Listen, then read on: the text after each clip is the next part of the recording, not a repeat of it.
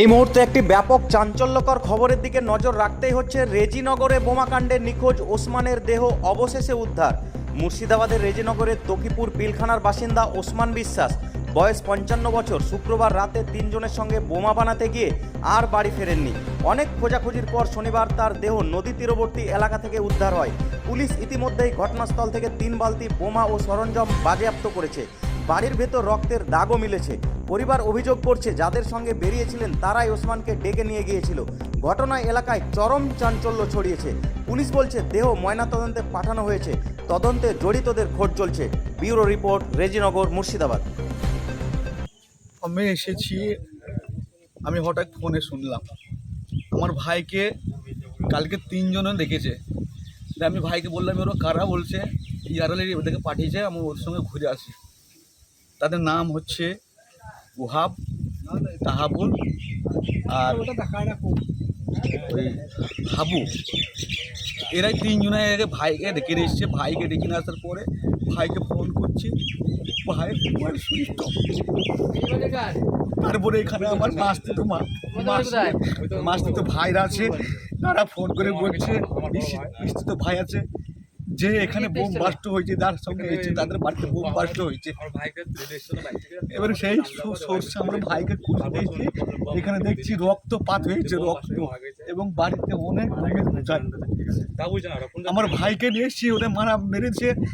আমার ভাইকে চাই, আপনাদের কাছে অনুরোধ করছি, আমরা রেজিনগর থানা সকলকে এসপিকে জানাই যে আমার ভাইয়ের লাশ চাই।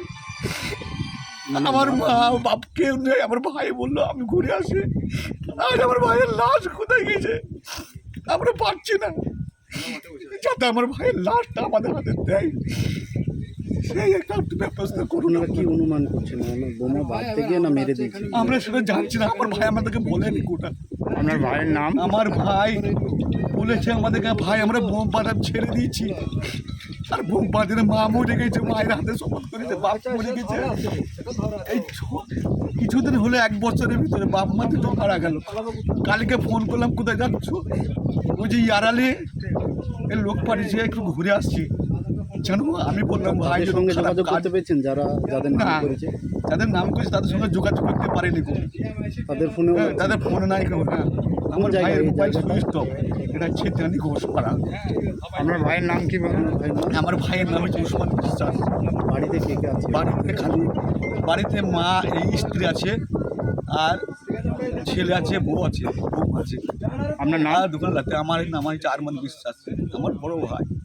কোথায় বাড়ি বললেন? আমার বাড়ি হচ্ছে পিলখানা। হ্যাঁ, সন্ধ্যেবেলা বাড়ি থেকে ওকে ডেকে নিয়ে এসেছে 8টার সময়।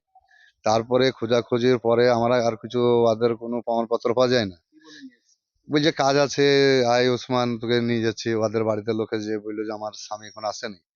এখানে এসে আমরা দেখছি যে তারা ঘোষপাড়ায় গিয়েছি, ঘোষপাড়ায় এসে দেখছি আমাদের সব রক্ত পড়ি, দেখছি সব বোম পড়ি, এখানে বোম পড়ি, এখানে বোম বেঁধেছে, রক্ত পড়ি, সব চারিদিকে বোমে বুঝায়।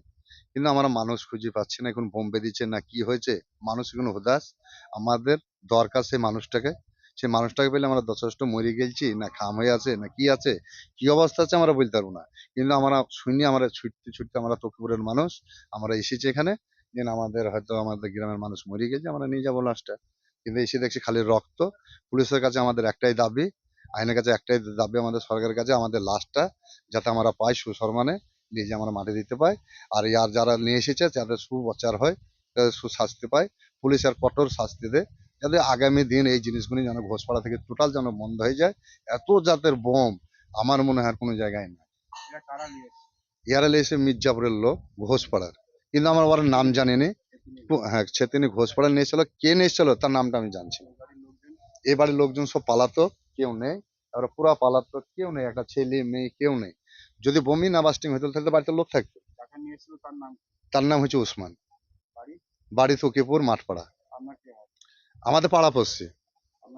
আমার নাম নূর আলম শেখ, তকিপুর দক্ষিণ পাড়া বাড়ি।